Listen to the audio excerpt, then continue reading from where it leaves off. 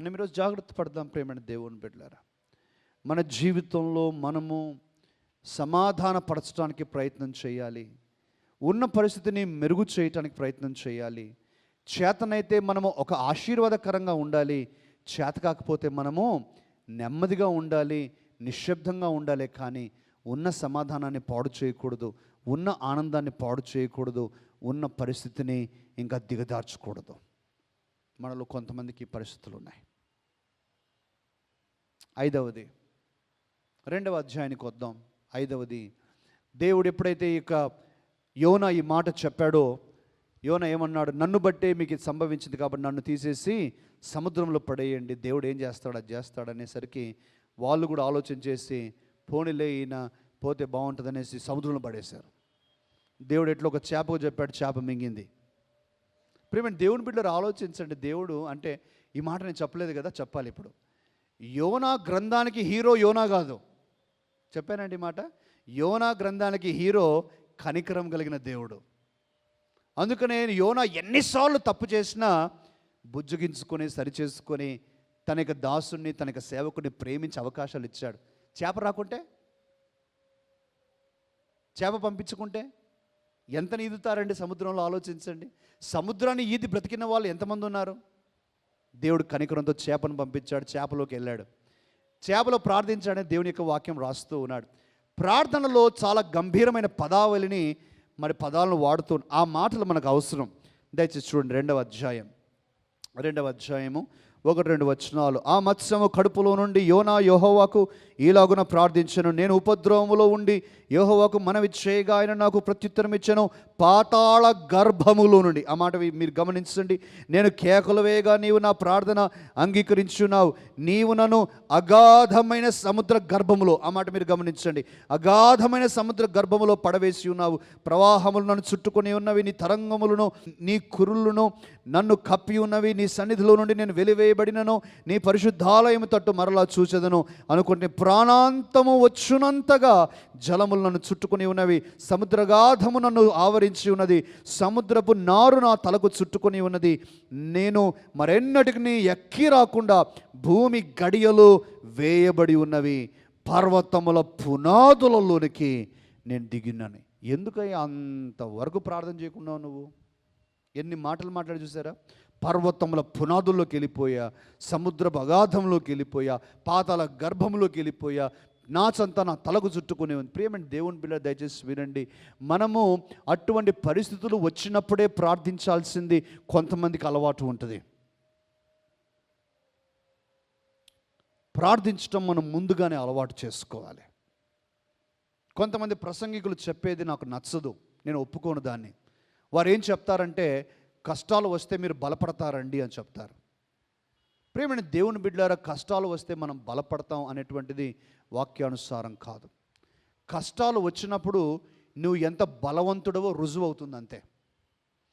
కష్టాలు వచ్చినప్పుడు నిజంగా నీ ప్రార్థనకు ఎంత పట్టుదల ఉందో, నీ ప్రార్థనకు ఎంత బలం ఉందో అది రుజువు అవుతుంది.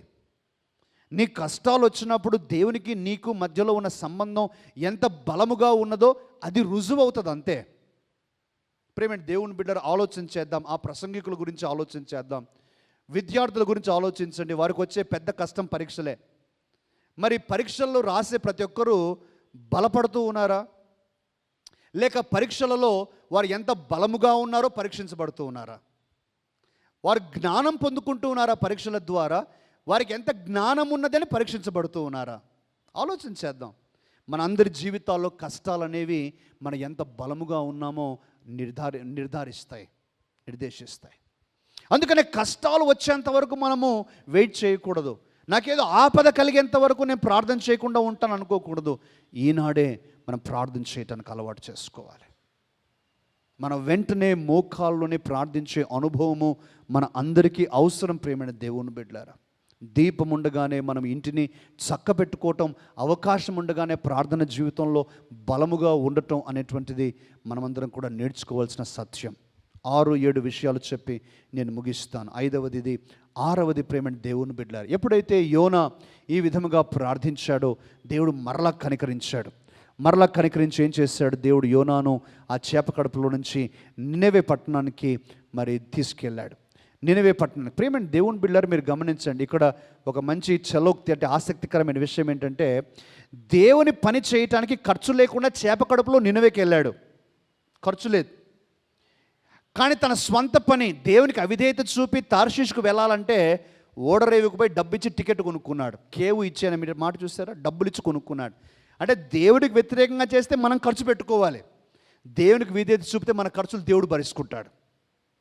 దేవుడు మన జీవితాన్ని నడిపిస్తాడు, మనకు కావాల్సినవన్నీ ఆయన చూస్తాడు. హ్యాపీగా చేప కడుపులో పోయాడు, నినవే పట్టణంలో దిగాడు. 3 రోజులు సంచరించి చూశాడు, ప్రసంగించడం ప్రారంభించాడు. గట్టిగా మంచి ప్రసంగికుడే. ఎంత మంచి ప్రసంగికుడు అంటే, తను ప్రసంగించేసరికి రాజు కదిలాడు, జంతువులు కదిలాయి, చిన్నపిల్లలు కదిలారు, స్త్రీలు పురుషులు అందరూ కదిలారు. అందరూ కూడా గోనెపట్ట కట్టుకొని బూడిద చల్లుకొని ఉపవాసం ఉండటం ప్రార్థించారు. చాలా మంచి దైవ సేవకుడు. అందరూ కూడా ఏడ్చి, అయ్యా క్షమించు దేవా, క్షమించు దేవా, క్షమించని ఎంతో గంభీరమైన పశ్చాత్తాపంతో ప్రార్థిస్తూ ఉంటే, యోనాను క్షమించిన దేవుడు వారిని కూడా క్షమించి నాశనము చేస్తా అన్నటువంటి నిర్ణయాన్ని మార్చుకొని ఇక నాశనము చేయక తన నిర్ణయాన్ని మార్చేశాడు. 4వ అధ్యాయం మనం ప్రారంభం చేయాలి. మన 4వ అధ్యాయంలోకి వద్దాం. ఏం జరుగుతూ ఉంది? దేవుడేమో తన నిర్ణయాన్ని మార్చేశాడు. 4వ అధ్యాయంలో ఏం జరుగుతూ ఉంది? యోనా దీనిని చూచి, ఏం చూచి? దేవుడు మార్చిన నిర్ణయాన్ని చూచి, ఇక నాశనము చేయను, ఇక వారిని బ్రతికిస్తాను, వారిని క్షమిస్తాను అన్న నిర్ణయాన్ని చూచి ఏం చేస్తూ ఉన్నాడు? ఇప్పుడు బహు చింతాక్రాంతుడై,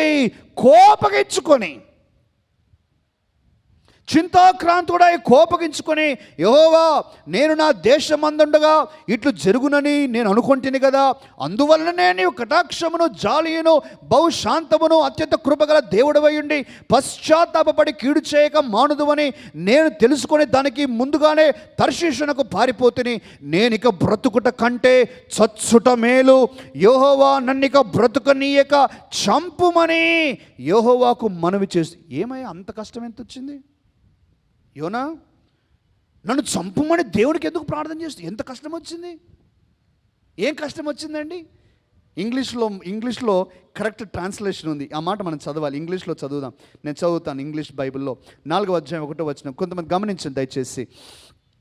this change of plans of God, this change of plans greatly upset Jonah and he became very angry. So he complained to the Lord about it. Didn't I say before I left home that you would do this, Lord? That is why I ran away to Tarshish. I knew that you were a merciful and compassionate God, slow to get angry and filled with unfailing love. You are eager to turn back from destroying people. Just kill me now. Lord, I would rather be dead than alive if what I predicted will not happen.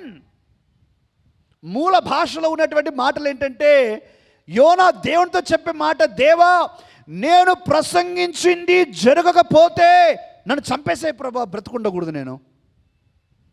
ఏమని ప్రసంగించాడు? నినవే పట్టణస్థులారా, మీరు దేవుని యొక్క ఉగ్రతకు లోనవ్వబోతూ ఉన్నారు, దేవుడు మిమ్మల్ని నాశనం చేయబోతూ ఉన్నాడు, 40 దినములలో దేవుడు మిమ్మల్ని నాశనం చేయబోతున్నాడు ప్రసంగించాడు. ఆ మాట చూడండి, ఏం ప్రసంగించాడు మనకు అర్థం కావాలి. 3వ అధ్యాయంలో 4వ మాట, 4వ వాక్యం. యోనా ఆ పట్టణంలో ఒక దిన ప్రయాణం అంత దూరము సంచరించుచు, ఇక 40 దినములకు నినవే పట్టణము నాశనమగునని ప్రకటించాడు. అంతే, తన ప్రకటన అంతే, ఇంకేం చెప్పలా. మీరు నాశనం కాబోతున్నారు. ఇప్పుడు యోనా ఏమంటున్నాడు? నా ప్రసంగము నెరవేరకపోతే నేను బ్రతికి ఉండటము వేస్ట్ ప్రభువా. ఏంటి ఆ యొక్క ప్రసంగం యొక్క సారాంశము? నినవే పట్టణస్థులందరూ కూడా చనిపోవాలి. ఆహాహాహా, నాకు ఆశ్చర్యం, యోనా అలా ఎలా ఆలోచించాడు? 2017 డిసెంబర్ 31వ తారీఖు మధ్యరాత్రి వేళలో కేరళ రాష్ట్రంలో ఒక గొప్ప దైవజనుడు 2018వ సంవత్సరంలో కేరళకు ఒక గొప్ప వరద ప్రమాదము ఉన్నది అని ప్రవచించాడు. కొంతమందికి వాట్సాప్లో ఆ వీడియోస్ వచ్చాయి చర్చ్లో. కాబట్టి మనం ప్రార్థన చేయాలి అని తను ఆ రోజు అందరూ కూడా ఇష్టపడలా. ఏంటండి శుభాన మనం న్యూ ఇయర్కి ఎంటర్ అవుతూ ఉంటే వరదల గురించి, మరణాల గురించి ఇలా చెప్తూ ఉన్నారని అందరూ కూడా అతన్ని నానా రకముగా అనుకున్నారు. ఆ దైవజనుడి దగ్గరికి వెళ్దాం మనం. ఇది జరిగింది కదా, ఇప్పుడు వరదలు వచ్చాయి. ఆ దైవజనుడి దగ్గరికి వెళ్ళి ఆ దైవజనుడిని అడుగుదాం, అయ్యా మీరు ఆ రోజు ప్రవచించారు కదా, మరి మీ మాటలు నెరవేరితే మీకు సంతోషమా, నెరవేరకపోతే సంతోషమా అని మనం అడిగినట్లయితే చిత్తశుద్ధి కలిగిన ఏ దైవజనుడైనా చెప్తాడు, నా మాటలు నిజము కాకుండా ఉంటే బాగుండును. కారణం, ఎంత నష్టం జరిగింది. వందల వేలాది మంది నిరాశ్రయులు చనిపోయారు. వేల కోట్లు, 50,000 కోట్ల నష్టం. ఎప్పుడు వారు రికవర్ కావాలి? కానీ యోనా అంటూ ఉన్నాడు, చచ్చిపోయింటే బాగుండు ప్రభువా, నువ్వు మనసు మార్చుకోవటం నాకు నచ్చలా, నువ్వు మనసు మార్చుకోవటం నాకు నచ్చలా. 6వ లక్షణం, ఇది చాలా ప్రాముఖ్యం, మనలో కొంతమందికి ఉన్నది, అందుకని మనం నేర్చుకుందాం. యోనా యొక్క సమస్య ఇక్కడ ఏంటంటే అవతలి వ్యక్తి దీవించబడుతూ ఉన్నాడని. యోనా యొక్క సమస్య ఏంటంటే అవతలి వ్యక్తి నాశనం కాకుండా బాగుపడ్డాడని యోనా యొక్క సమస్య. He's complaining to God about people, he's upset about people, he's upset about the Nineveh people. Nineveh పట్టణ ప్రజల గురించి తను ఎంతో కోపగించుకుంటూ ఉన్నాడు, చింతాక్రాంతుడవుతూ ఉన్నాడు, దేవునికి కంప్లైంట్ చేస్తున్నాడు. వాళ్ళు చనిపోవాలి ప్రభు, వాళ్ళు చనిపోయి నా ప్రసంగం నెరవేరలా. మనలో కూడా ప్రేమైన దేవుని బిడ్డలారా, కొన్నిసార్లు అసహనము, బాధ, చింత, కోపము మనము దీవించబడటం లేదని ఉండదు, కానీ మనకంటే అయోగ్యులు, అల్పులు, చిన్నవారు వారు ఒకవేళ మన కళ్ళ ముందే పైపైకి వెళుతూ ఉంటే మనం తట్టుకోలేం. దావీదు కూడా ఇదే అనుభవించాడు. భక్తిహీనులు దీవించబడుట నేను చూడగా నాకు అసూయ మత్సరము కలిగాయి. దేవా ఏంటిది అన్యాయం, నేను భయభక్తులు కలిగిన వాడిని, కానీ నాకంటే ఎక్కువగా ఇదిగో అన్యజనులు దీవించబడుతున్నారు, ఏంటి అన్యాయం అని దావీదు కూడా చెప్తూ ఉన్నాడు కీర్తనలలో. మనం కూడా చూస్తాం మన దైనందిన జీవితంలో. ఉద్యోగస్తులైతే మీకు సంబంధించిన ఒక ఉదాహరణ చెప్పనివ్వండి. మీకంటే జూనియర్ ఉంటాడు, క్వాలిఫికేషన్లో తక్కువ, అనుభవంలో తక్కువ, కేవలం వారికి డబ్బు బలం ఉంది, పెద్దవారు తెలుసు కాబట్టి ఏదో ఒక అడ్డదారిలో ఏదో ఒకటి చేసి నీకు రావాల్సిన ప్రమోషన్ను నీకు రానివ్వకుండా వారు తెచ్చుకొని నీ పై అధికారిగా వచ్చినప్పుడు మన గుండెలు తట్టుకోలేవు, మనం కష్టపడతాం, మనం ఇబ్బంది పడతాం. అది వాస్తవమైన పరిస్థితి కొన్నిసార్లు. ప్రియమైన దేవుని బిడ్డలు, అటువంటి పరిస్థితులు మనం ఏం చేయాలి? నేను అంటూ ఉన్నాను, దయచేసి నా మాట జాగ్రత్తగా వినండి. మనకంటే ఎక్కువగా పక్కన వారు దీవించబడుతూ ఉంటే మీరేమీ కంగారు పడవద్దండి. కారణం ఈరోజు ఒకటి చెప్తూ ఉన్నాను, దేవుడు నీ కొరకు దాచి ఉంచిన మేలు, దేవుడు నీ కొరకు దాచి ఉంచిన ఘనత, దేవుడు నీ కొరకు దాచి ఉంచిన ఆశీర్వాదము, నీ కొరకు దాచి ఉంచిన మంచి గృహము, నీ కొరకు దాచి ఉంచిన అష్టైశ్వర్యాలన్నీ కూడా నీకు ఎప్పుడైతే సమయం ఆసన్నమైందో అప్పుడు దేవుడు ఇస్తాడు. దానిని నీ నుంచి ఎవరు దొంగిలించలేరు. నీ సమయం కొరకు నువ్వు కనిపెట్టాలంటే వారి మీద చింతాక్రాంతుడు అవడం చేత, వారి మీద కోపగించుకోవటం చేత, వారి మీద అసహనం పెంచుకోవటం చేత వారి ఆశీర్వాదాలు తీసి దేవునికి ఇవ్వడు. No, it doesn't happen. అందుకనే మన విషయం గురించి మనం పట్టించుకోవటం చాలా అవసరం. ప్రేమైన దేవుని బిడ్డలారా, చూస్తారా? ఇంకా 2-3 ఉదాహరణలు చెప్పనివ్వండి. ఎక్కడైనా మ్యారేజ్లో కానీ పార్టీలలో కానీ మనకంటే ఎక్కువగా వేరే వారిని పొగడ్డం, మన దుస్తుల కంటే వేరే వారి దుస్తులను పొగట్టడం, లేకపోతే మనకంటే వేరే వారిని ఇంకా గొప్ప చేసి మాట్లాడుతూ ఉంటే ఎంత అసహనంగా ఉంటాం కొన్నిసార్లు. నేను అవన్నీ చెప్పలేను, కానీ ఏం అంటారన్నమాట. అంటే మనకు అర్థమైంది కదా,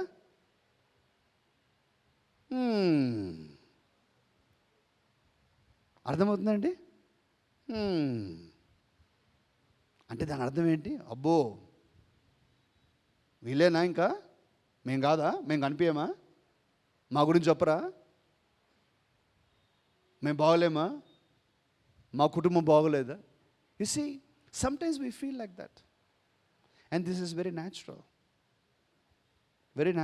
యవనస్తులు వారు కొన్నిసార్లు ఏదైనా స్కూల్ ఫంక్షన్ కానీ కాలేజ్ ఫంక్షన్ కానీ ఉంటే నలుగురు మాట్లాడుకుంటూ ఉంటారు. నేను చూశాను, విన్నాను కాబట్టి నేను చెప్తూ ఉన్నాను.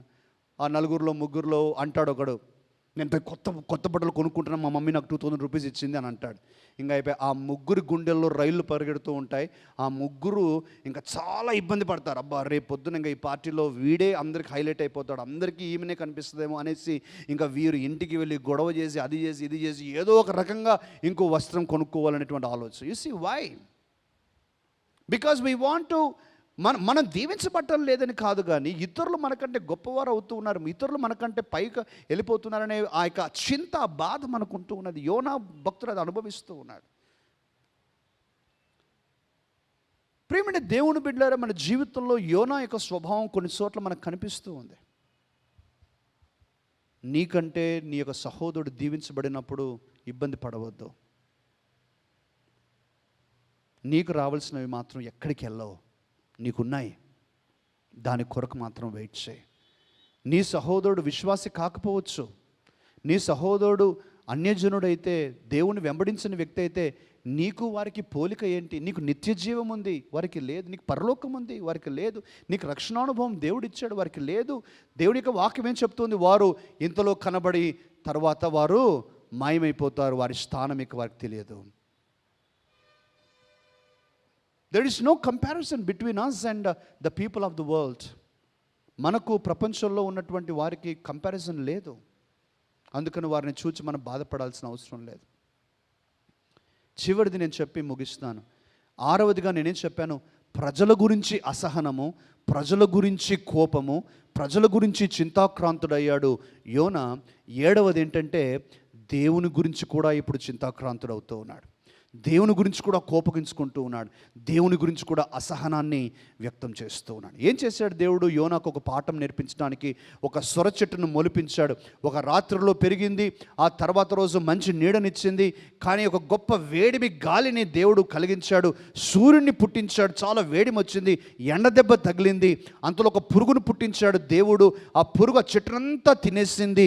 తను నాటలేదు, పెంచలేదు, ఆ చెట్టు ఎండిపోయినందుకు యోనా మాత్రం ఎంతో కోపగించుకొని ఇప్పుడు ఏ మాటలు అంటూ ఉన్నాడు చూడండి. ప్రేమైన దేవుని బిడ్డ, నాకు ఆశ్చర్యం, ఒక దైవజనునికి ఇంత కోపం ఉంది అని నేను ఆశ్చర్యపోతూ ఉన్నాను. మరి 4వ అధ్యాయం 8వ వచనం, మరియు ఎండ కాయగా దేవుడు వేడిమి గల తూర్పు గాలిని రప్పించెను. యోనా తలకు ఎండ దెబ్బ తగలగా అతడు సొమ్మసిల్లి బ్రతుకుట కంటే చచ్చుట నాకు మేలనుకొనెను.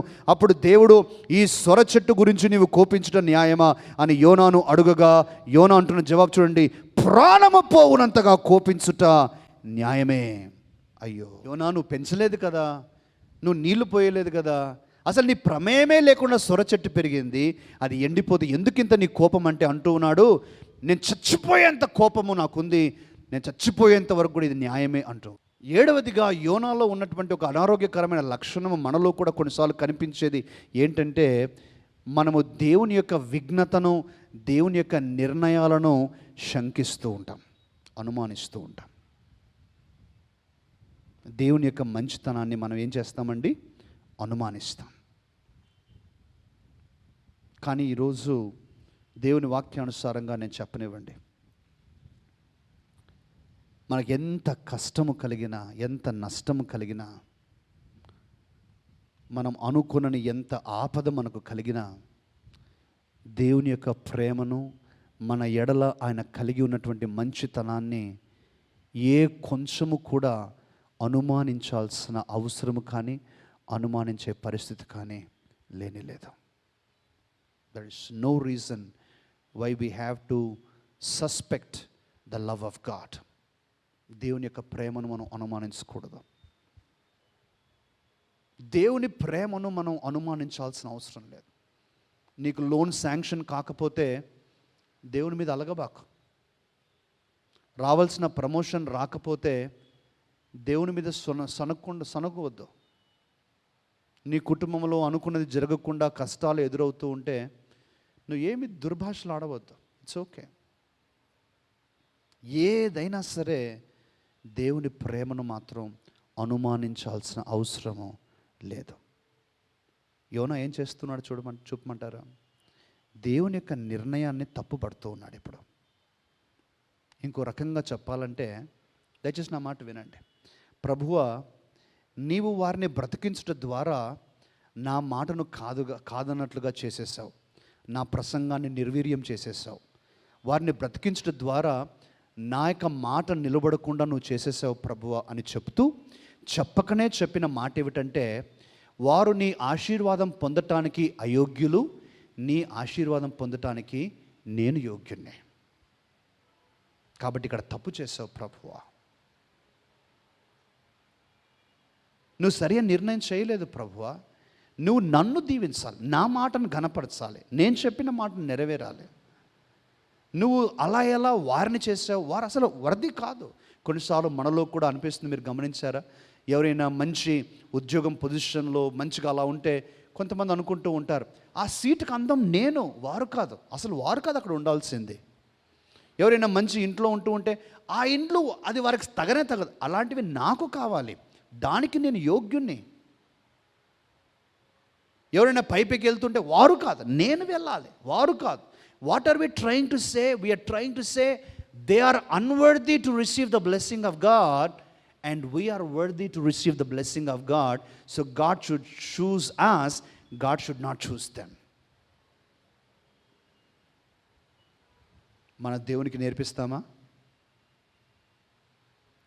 దేవుని విఘ్నత విషయంలో, ఆయన వివేచన విషయంలో అన్యాయము చేయటం అసంభవమైన పని.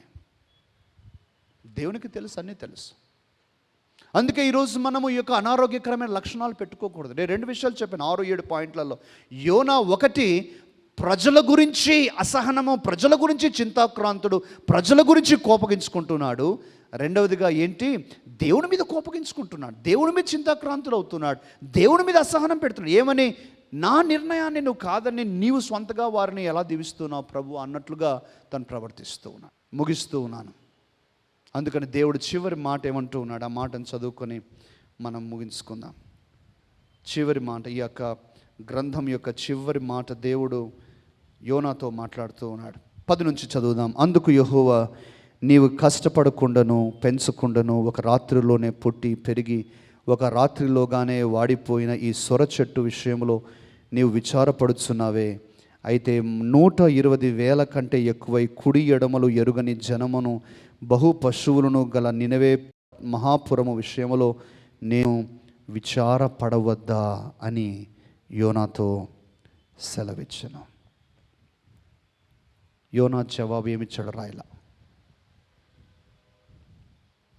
నీవే యోనావైతే నువ్వేం జవాబిస్తావు? అవును ప్రభువా, తప్పైపోయింది, నిజమే కదా. అన్నిటికంటే ప్రాణం విలువైంది ప్రేమని దేవుని బిడ్డలారా, అన్నిటికంటే ప్రాణం విలువైంది, ప్రాణానికి మించింది ఇంకేం లేదు.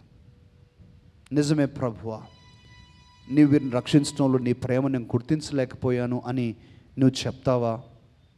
లేకపోతే ఇంకా ఆ మొండి పట్టుదలతో, కోపావేశముతో, రౌద్రముతో మరణము పొందినంతగా ఇది న్యాయమే అన్నట్లుగా అలాగే ప్రవర్తిస్తావా? నీవు యోనావైతే ఏం చేస్తావు? నువ్వేం చేస్తావు?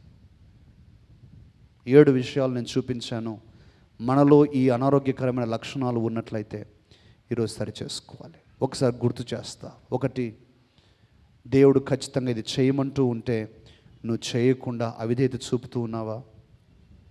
2, అంతా సవ్యంగా సాగిపోతూ ఉందిలే అని అవిధేయత జీవితం కలిగిన నీవు గాఢ నిద్రావస్థలోనికి వచ్చావా? దయచేసి తుఫాను రాకముందే లేచి మేల్కో, తుఫాను వస్తే ఇబ్బంది. 3, దేవునికి అవిధేయత చూపి దేవుని నుంచి పారిపోతూ ఉన్నటువంటి యోనా, నేను దేవుని యందు భయభక్తులు గల వాడను అని ఎలా చెప్తూ ఉన్నాడు? నీవు అలా ఏమైనా చెప్తూ ఉన్నావా? లేనిది ఉన్నట్టుగా వేషధారణ జీవితాన్ని, మాటలను పలుకుతున్నావా? 4, నిన్ను బట్టియే అందరి మీదకి, కుటుంబము కావచ్చు, ఆఫీస్ కావచ్చు, నలుగురు మీదకి కష్టాలు ఏమైనా సంభవిస్తూ ఉన్నాయా? Are you the troublemaker are you the peacemaker? నువ్వు కష్టాలు తెచ్చే వ్యక్తివా, సమాధానం తెచ్చే వ్యక్తివా? 5, అగాధ సముద్రములోనికి వెళ్ళిన తరువాత ప్రార్థించడం ప్రారంభించిన యోనా ఆ పరిస్థితి రాకముందే ప్రార్థించి ఉండగలడు. నీవు నేను దానికి అలవాటు పడాలి. 6, నాశనం కావలసిన ప్రజలు బ్రతికినందుకు యోనా ఎంత అసహనం, ఎంత కోపము, ఎంత అసమంజసంగా కనిపిస్తుంది. ఇతరులు దీవించబడుతూ ఉన్నందుకు నువ్వు ఇబ్బంది పడవద్దు, నీ ఆశీర్వాదాలు నీకున్నాయి. 7, దేవుని యొక్క నిర్ణయాన్ని ఎప్పుడు నువ్వు శంకించవద్దు, అనుమానించవద్దు. దేవుడు ఏది నీకు మేలుకరమో అదే జరిగిస్తాడు తప్ప నిన్ను హాని చేసే ఏ పని కూడా చెయ్యడు అని నేను జ్ఞాపకం చేస్తూ ఉన్నాను. వాస్తవానికి ఏదైనా హాని జరిగింది అంటే దాని వెనుక మన యొక్క తప్పుడు నిర్ణయాలు లేక మన యొక్క స్వభావం కారణం కావచ్చు, కానీ దేవుడు మాత్రం అన్యాయస్తుడు కాదు. కాబట్టి దేవుడి మీద మనం అనుమానపడాల్సిన అవసరం లేదు అని జ్ఞాపకం చేస్తున్నాను. ప్రార్థన చేద్దాం, తల్లు వంచండి. క్రీస్తునందు ప్రియమైనటువంటి దేవుని బిడ్డలారా, ఈ బలమైన దేవుని యొక్క వాక్యము చేత మీరు బలపడి ఉన్నారని నేను నమ్ముతూ ఉన్నాను. నాతో పాటు ఏకీభవించండి. అద్భుతాల కొరకై మనము దేవుని యందు ఏకీభవించి ప్రార్థన చేద్దాం. దేవుని యొక్క వాక్యము సెలవిస్తూ ఉన్నది, ఎవరైనా ఇద్దరు తాము వేడుకొని దేని గూర్చి అయినను ఏకీభవించి ప్రార్థించిన ఎడల అది పరలోకమందున తండ్రి వలన అనుగ్రహించబడుతుంది. మీతో పాటు నేను ఏకీభవిస్తూ ఉన్నాను, నాతో పాటు మీరు ఏకీభవించండి. దేవుడు అద్భుతాలు చేస్తాడు. అవసరత ఏదైనా సరే తీర్చే దేవుడు మనకున్నాడు. మరి ప్రార్థన చేసుకుందామా? ప్రార్థన.